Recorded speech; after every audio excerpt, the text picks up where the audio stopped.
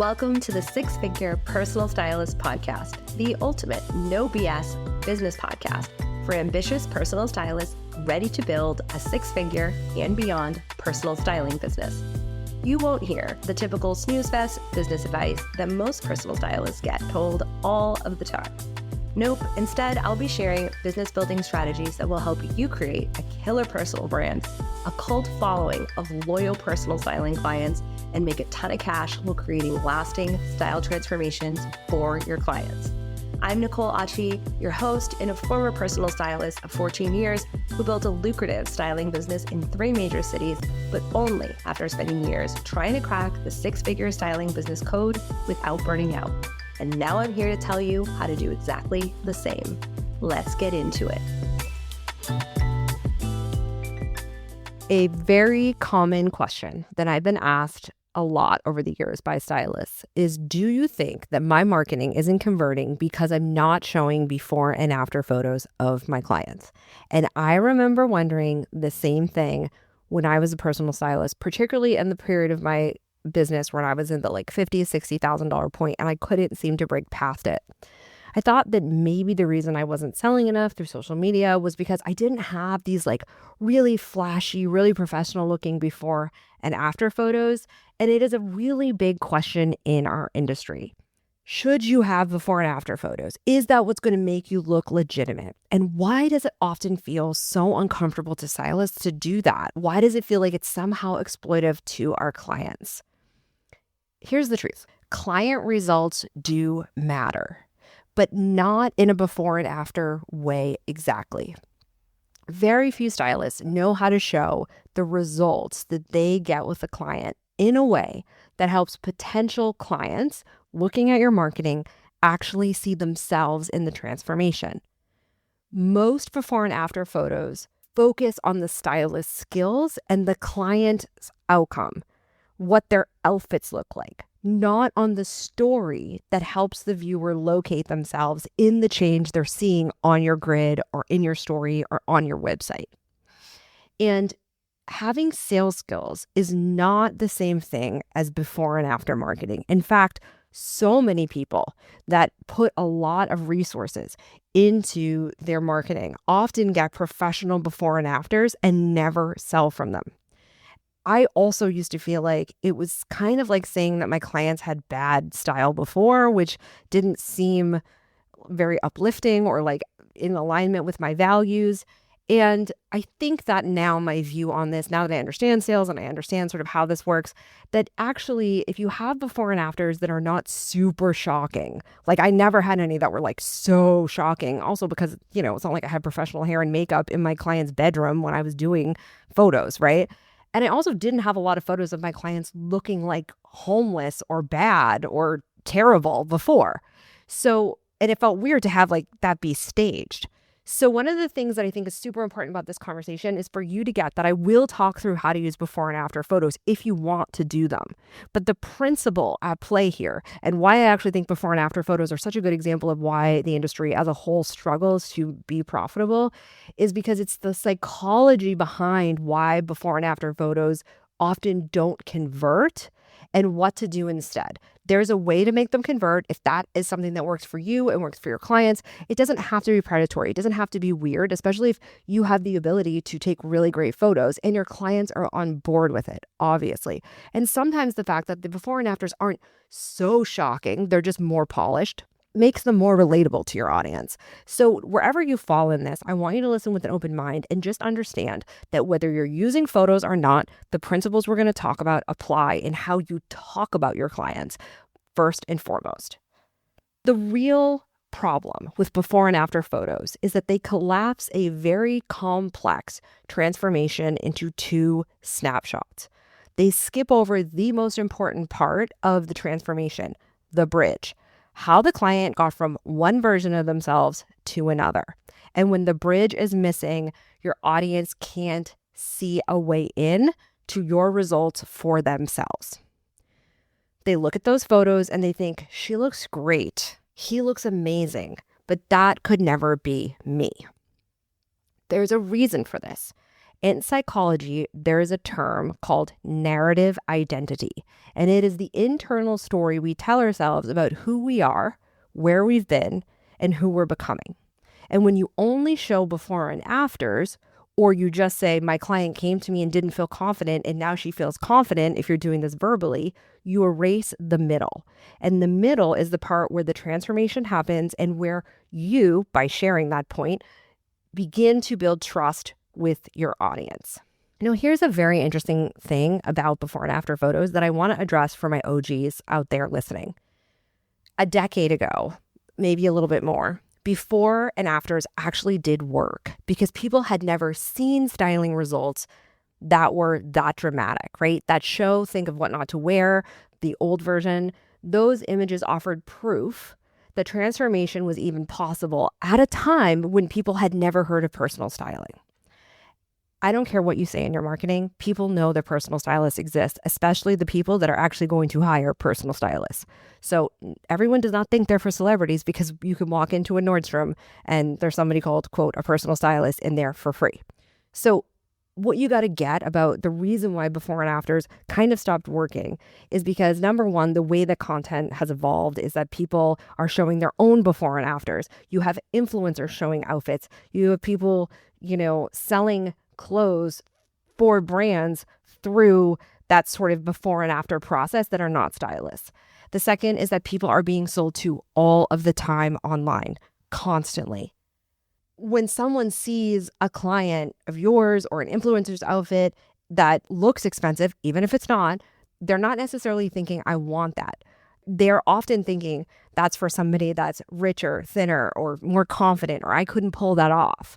And that's because the people that are watching you have not been trained through your content, through your mindset shifting perspective, which is why you have to have an opinion on social media, to see that something could be possible for them before you show the before and after. So it doesn't just work to throw up before and afters if your other content isn't working, or even to just share before and after emotional, like how your client felt about their clothes before and after. If you're not helping people in your content see and shift their own thoughts, then they will excuse somebody else's results as they have more money, they have a thinner body, they have a more supportive spouse, whatever it is they tell themselves about why they can't have something, even as they watch a stylist content. So clearly they're interested. And so the result is, from the change in society and the change of how people are being sold to on social media and the fact that everyone is selling somebody clothes right now, you have a very high point of skepticism. There's a lot being discussed in the online space about this right now, but I just think it's true in all spaces. People are very skeptical. So if marketing feels harder, it's because it is, because you actually have to earn your result. With the reality that it has never been easier to start an online business because it's not that expensive. There's websites that are plug and play. It doesn't cost that much to get a domain. Social media is free. There is a flip side. It is easy, but it's actually hard to get people's attention, which means excellence is rising to the top really fast. I would argue the bar isn't that high, but it's the reason why people feel like they're struggling. Because if you were doing before and afters, or you were doing certain kinds of content, and I work with many stylists who have really good client testimonials, video, and stuff like that, they're not necessarily selling. And the reason why is that like I said, people are skeptical. The second reason is people want you to tailor your content to them. They have their pick of everything they could possibly want. And so if it doesn't speak to them immediately, basically, they're going to keep scrolling. And I think a lot of stylists who have the instinct and feel just like uncomfortable with posting before and afters, the reason why is because it can feel a little predatory. It can feel shallow. And if that's not something you feel about before and afters, if you think they're a good tool, it's not that you are being predatory or shallow. It's that the reality is people just don't see it if you don't tailor that before and after to them. And on the flip side of this, if you do feel that they're predatory and shallow, so you haven't done them, it's probably because you are also unaware of how to tailor it to the person that's watching it and speak about your client in a way that makes them the hero, that makes them the star, not a mess that you came in and saved, right? Because that's not the vibe we want either. Because then people that want you to fix them come to you. And again, you need to be a partner with your client, not like a doctor that fixes their self-esteem. It says a lot about the integrity of the industry, I think, that people are not sure how to like balance this. And I want to help you all see that this is possible for you if you want to do it. And if you don't want to do it, or it does feel predatory, you still have a responsibility to show results and make it clear to people how it relates to them. Again, I'm going to tell you this for the 50 billionth time on this podcast. If you don't know who you're talking to and you're just talking to women that want to feel confident, it's going to be hard to do what we're going to talk about today. So one of the reasons why I really recommend people having a target market for at least a few years while they get to six figures, usually once you get there, you want to stay, is because it's very hard to do the work we're going to talk about in this podcast without specificity. And that's why people will pay you more now, because again, everyone's selling to you. People want to be sold to specifically. We're in an identity-based society where people want what they want and they can have what they want. So if they don't get it from you, they're going to go somewhere else. Here's what your audience is going to need to see now that we've gotten that specificity out of the way. People do not buy styling because of cute outfits. They buy because they trust that you can help them become the version of themselves they want to be. Here's exactly how we're going to get you from showing your client results and getting no sales to showing client results and with time, getting sales. You have to build trust through the story, which is the bridge. What happened internally for your client between that before and after? Again, it could be the image of the client's outfits, or it could just be the frame of thought, how they felt about themselves before, how they felt about themselves after working with you. When you skip that part, your marketing feels surface level. It doesn't justify the price tag of the majority of the stylists that I work with. If you are under $1,000, or you have, a couple $100 here, a couple $100 here, maybe you can get someone to hire you as an experience, but they won't stay long-term, because transformation, real identity change happens in the internal narrative, not in the photo, for your buyer and for your client, which is why this is such a cool concept. Is that the same thing that gets the client to wear the clothes and feel good about themselves is the same thing that you need to show in your marketing to get people to trust you in order to take the step to feel good about themselves. So what is the bridge? It is the story of how your client experienced a change emotionally, mentally, and practically in their daily lived experience. When you tell that story, your marketing becomes very powerful because the viewer can see themselves in it. Without it, your content may feel aspirational and it may be something that gets viewed or it goes viral, but it's entertainment. It's not relevant to their life. So to make the bridge visible in your before and afters or in your storytelling about clients, you have to explain the following. 1, who your client was before. I need some context. What stage of life were they in? What wasn't working? How was it affecting their daily life? 2, what shifted? What realization or process helped them start to see differently, specifically in your work together? What was some of the mindset shifts that they had? 3, what you actually did together during the styling process? What part of your process created the change? I understand most stylists are like, it's all the parts. You can't have it great if it's all, you can't have it without the edit. You can't have it without the shop. You can't have it without the style. Yes, true. But if you are paying attention and dialed into your work with a client the way you should be, especially if you're charging thousands of dollars, you should be able to tell me for each client what part of their process specifically created the biggest shift for them. Because it should be different for every client. And it is usually. Maybe it's 2 parts of the process, but it isn't all of them equally, because where their mindset is and what they feel most stuck in will be represented by one of those elements, the edit, the shop, or the style. And the last question is, who are they able to be? What are they able to do? Or what are they able to have in their own mind as a result of your work together? That is so critical. And if you can't answer that, that means there's probably a problem in your process. And you need to be able to speak about your process so confidently that you feel like if people don't buy from you, it is a detriment to their life. Like, that's how I feel about my programs. Why? Because I've spent so much time refining them and I've spent so much time talking to my ideal clients.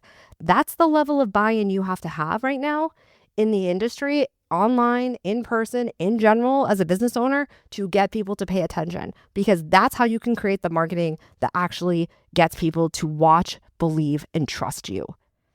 One of the things I love about this conversation is that often what gets revealed when I'm helping my clients figure out how to get more sales from their marketing and their before and afters, or their client experience, or their testimonials, because this all also works with testimonials, is that it is revealed that when I try to figure out from them, like, what was it that created the biggest change in the client, they cite their effort. They cite examples of what I would call overcompensating for basically a process that's broken. And if they don't see that the client's getting a shift, they'll do more. They'll do more shopping. They'll do more options. They'll create endless amounts of outfits. But the reality is that transformation is never created by doing more for your clients. You should have your packages outlined and you do what you do for every client. And because you bring them through a step-by-step process that you're aware of how it works and where the identity trigger changes are, you can just rinse and repeat it. There should not be any like everybody gets a different, a la carte sort of, I'm creating different, one-off styling proposals for everybody. It's very rare unless the client has like a massive budget or they're very public facing. Real results for styling clients is actually created by doing less from the stylist, but doing it well, making sure every part of your process is very clear and is refined, and by helping your client reflect more deeply on who they are becoming. Because the more you're doing, the more you're distracting them from the inner awareness and from the thoughtfulness that they need to have to be able to reflect back to you where the transformation actually happened. So when people are trying to go back and figure out, well, how do I create this bridge story? How do I figure out where the client had the biggest breakthrough? They often don't know, nor does the client when they go back and interview them. And that's because what is revealed when I'm coaching with my clients is that they are wanting to be transformational and they're wanting to get transformational results, but they are doing, and they're keeping the focus on the close, not on how the person feels on the close or what people are actually wanting from the close. And so there's never a transformation. There's just a whole lot of outfits. And in order for something to be transformational, it has to be very well outlined, very well documented. Your client needs to know what step comes next so they can focus on their own inner experience and reflection and be able to report back to you what they're getting out of it. Whether or not you do a testimonial, whether or not you do a before and after, your client needs to participate. And so you will never be able to get what you need from your client and from your own services, quite frankly, and from your client results if you are overcompensating for a business model that was not well thought out. And so your marketing needs to reflect where the client had the shift. And that has to result from the fact that you are, in fact, attracting clients who want to be in partnership with you, who will communicate with you, who are excited to tell you their results. So when you show this bridge, when you show the why behind the transformation, that is what makes people believe it's possible for them too. Because everybody has the experience of buying something from an ad or buying something from someone they saw online, putting it on them, and it doesn't feel good. People used to do this back before the internet when they would see someone else's outfit, go and buy it, and it doesn't feel right, right? So it's not about proving you're a good stylist by having these amazing over-the-top outfits or these like professional photos. It's about showing what your process changes and how people see themselves, both what actually happens, like what part of the process does it specifically, not the whole process, and what has shifted that the client felt or saw about themselves before that they see differently today so that they show up differently. And I can't emphasize enough that the best question you can ask your clients after working with you is, what do they feel that they can do, be, or have now after the styling experience that they weren't so confident they could do, be, or have before? It is the most telling question, and it is the difference in you being able to speak with conviction about your services and sell them without even feeling like you're selling them. Because when you include that even if you do have before and after photos, they start to sell themselves instead of just being examples of how you have a good eye as a stylist. And like I said, if people don't see themselves in the emotional experience of your client, they will say, well, it's good for them, but it can't work for me. So whether you're new to styling or you're already established, this principle applies at every level. When you're newer, understanding this at the beginning of your career gives you a really solid foundation for marketing that converts and for asking your clients that question. What can you do, be, and have now that you didn't feel like you could before? If people can answer that easily and quickly, it means that you are doing the right kind of work. If they can't, then it's probably the result of not you being a bad stylist, but your process not actually doing the work, the real work that transformational styling is about. If you're an established stylist, this is what it actually means to walk the talk of transformational styling. Because what I see is a lot of stylists using this term, which, by the way, nobody out there understands what it means. It's an inside baseball term. It's not an outside term. And so it doesn't mean anything. People just think it's the equivalent of saying before and afters, right? And so this being able to tell the story of the bridge between the before and after, of what the client experiences differently, how they look at themselves differently, how they move differently. If you can have that conversation with the client and they can give you real examples, then you know you're on the right track. And the other part of this, if you're a stylist who's looking to scale and you want to really think about thought leadership as a serious part of your business, the ability to articulate not just what you do, but how specifically it changes people on an identity level is what positions you as an authority in the industry and gives you opportunities that get people to $500,000 or $1 million. That is what's going to open your world to possibilities. So it is worth doing the work to be able to get this skill down. The goal of this conversation was for me to help show you that anytime you get anxious, as I have been in the past as a stylist, about your before and afters and making sure that they're good enough and making sure that they're sparkly enough, you are fundamentally working from your ego, as I was for a long time. And, all human beings do. I still do sometimes. You're trying to prove that you're a good stylist. And it's not that that's bad. Of course you want to be good.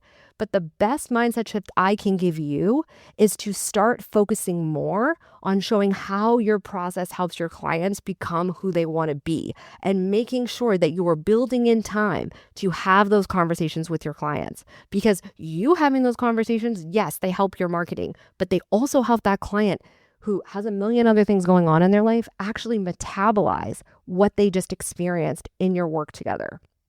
And if you want to include before and after photos or you want to do a client interview, please go and do that. Because with this information that you have today, you're going to be able to build the bridge between who they are now and who they want to be or who they're becoming.